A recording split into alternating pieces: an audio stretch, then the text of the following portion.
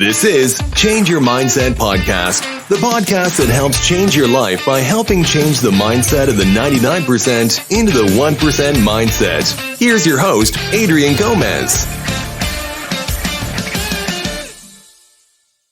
Welcome to Change Your Mindset Podcast. I'm your host, Adrian Gomez. Will the skyrocketing government debt threaten financial collapse? The United States debt is now accelerating upward with no end in sight.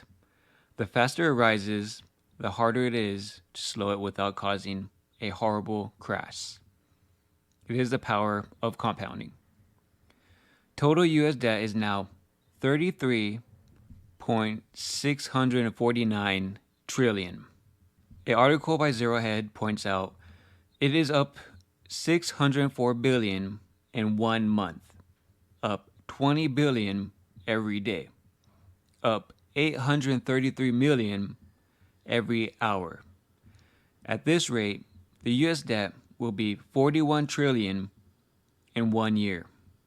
China was the second biggest buyer of U.S. treasuries, and it has recently been the biggest seller. Not only does the Fed have to create the money to soak up the market surplus because of selling by foreign central banks, it also has to finance the record debt and deficits. That is why bonds are guaranteed certificates of confiscation. The buyers would have the wealth confiscated.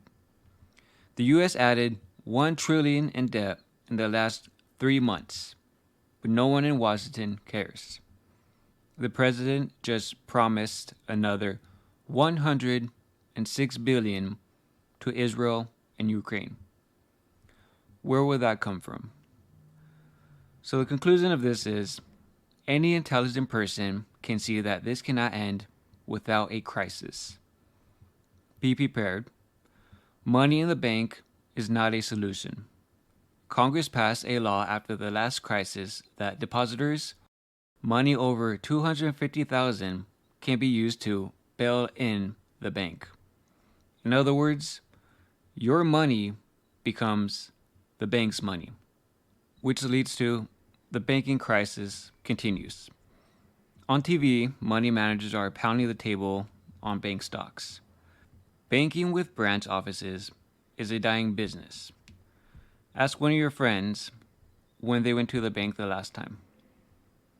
Now, hundreds of bank branches are closing, and thousands of bankers are losing their jobs. From the experts on TV, they would say that this is great for the survivors as it may increase profits because expenses are lowered. But that is not the road to prosperity in business. The banking crisis from March is not over. It's far from it. It was the tip of the iceberg. While the big banks continue to be okay on paper, it's the regional banks that are worsening beneath the surface. Yet, we don't hear anyone in the financial media mention this. Regional banks were sold off in February as the banking crisis unfolded, with 7 banks going out of business or being bought. Next topic I want to talk about is the Middle East war disaster. The Middle East war may expand to be a new world war. Wars always distract from the serious internal problems. That is the purpose. The demise of great nations throughout history is always marked by total corruption. Read the history of nations such as Rome, China, the Tsars in Russia, the Soviet Union, etc. How can any rational human being think that all the killing and maiming of other humans can resolve anything? What is the long-term goal? Sheer revenge never resolves anything. What if Israel manages to kill 1 million Palestinians and Hamas kills thousands of Jews? Is anything resolved? Only a temporary satisfaction of, we sold them. The millions of survivors of family members that died will breed the next generation of revengeful people and terrorists. Conflicts should be resolved throughout negotiations, not rockets and bombs. The negotiators must know history and know how this conflict started in 1947, or actually with the Balfour Agreement in Britain decades earlier. Old wrongs cannot be righted but should be buried. No one can turn the cloak back. Trying to do so with bombs and missiles only worsens the problems. With the implications of the war, missile bombardments on Israel by Hamas started. That some things made no sense. How can the people in the very small enclave of the Gaza Strip, 6 miles by 24 miles, even manage that they could ever defeat the very powerful Israel? When you pick a fight, you should have a chance of winning something. As you may know, when the obvious makes no sense, it is important to find something that does. Is the plan of Hamas, Hezbollah, and Iran to cut off the free world from natural gas and oil? That would wreak financial havoc onto the world. It is coincidence that an important world agreement, the UN Secretary Council Resolution 2231 to stop exports of weapons to Iran, expired October 18th. And I'm reading part from an article. Quote, October 18th marked the expiration of UN Secretary Council Resolution 2231. The resolution was passed in 2015 as the Iran nuclear deal. The provisions included the prohibition of transferring missiles, drones, and adjacent weapons technologies to and from Iran.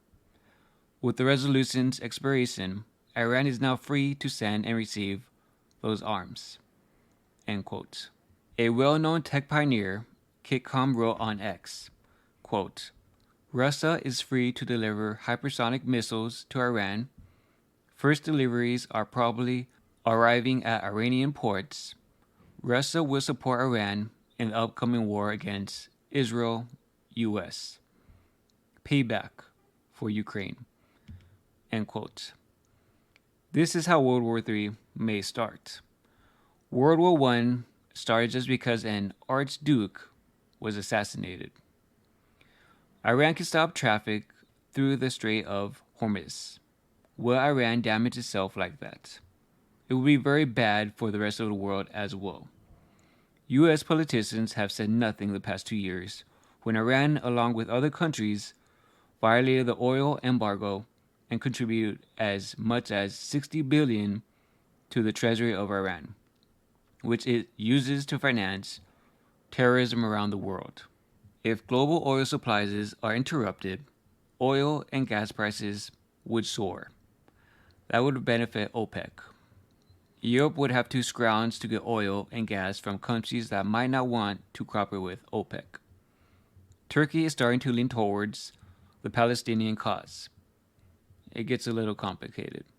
The resulting shortage of oil and gas would boost prices of everything. This month there was another sabotage of an undersea oil pipeline from Finland to Estonia. A very dangerous period for the world started in 2021, which leads to the Oil Emergency Reserve, SPR, is almost empty. According to various reports, on October 29th, it was reported that only 17 days of supply left in our SPR, the Emergency Petroleum Reserve. Last year, Washington sold 300 million barrels of oil, much of it to its friends, the Chinese. China's must be popping their champagne bottles right now. The Israeli war will now deplete whatever military supplies we have left. Our war industry says it is almost out of stockpiles of ammunitions, rockets, and other items required for war. You see, our enemies can defeat us without bullets and missiles. It only takes money to buy influence and control foreign governments. Now, a report from the Institute of Energy Economics, Japan says that countries need to spend $7 trillion on new liquefied natural gas, LNG export plants, upgrading facilities, and developing new gas fields to meet natural gas demand. However, incompetent major governments are more concerned about removing CO2 out of the air, although that is not an actual problem. The lack of scientific knowledge at the highest levels of government is shocking. The many scientific reports from scientists not dependent on governmental grants confirm that human activity does not cause climate change. Studies show that climate change, up or down, has been going on for millions of years. Therefore, the only real reason for spending $100 trillion that no one has, such as on removing CO2 and methane, is the billions of dollars of profits that friends and family can make. You should always caution to take news on oil with a grain of salt, especially official number of inventories, draws, new production, etc. The most recent official numbers show on the one hand that usage is declining and will produce a glut. Another official report stated that the draw of oil is more than expected, reducing inventories. You can't consider these official numbers serious. You have to consider them manipulated. It is advisable to treat anything from governments with great caution, because it is amazing that the majority of analysts in the media so blindly accept official programs and statistics without ever questioning them. But that is human nature. Believe what the authorities allow you to believe. Recent example, the alleged effectiveness and safety of the COVID vax. It was a total lie. It was neither effective nor safe. The numbers of excess deaths globally is soaring, fueled by those who got the COVID vax and boosters. Blood clots and myocarditis are major causes. Getting back to energy, now firms like Exxon are putting hundreds of millions of dollars into ridiculous projects to suck CO2 out of the air and then pump it underground. People are told CO2 is dangerous gas. Their own scientists must be laughing about this, all the way to the bank. Every time people and animals exhale, it is full of CO2. So we perhaps breathe slower or not at all in order to save the world. But the governments such as the US and in the EU are participating in these projects. After all, it is taxpayer money. So who cares if it is wasted? As long as the politicians get their usual cut. The bottom line is, as long as pipelines and new drillings on federal lands are not allowed, laws are made to reduce the use of oil and gas. Therefore, prices of the only source of feasible energy will be in a long-term uptrend. Alternatives such as windmills will never produce sufficient and dependable electricity.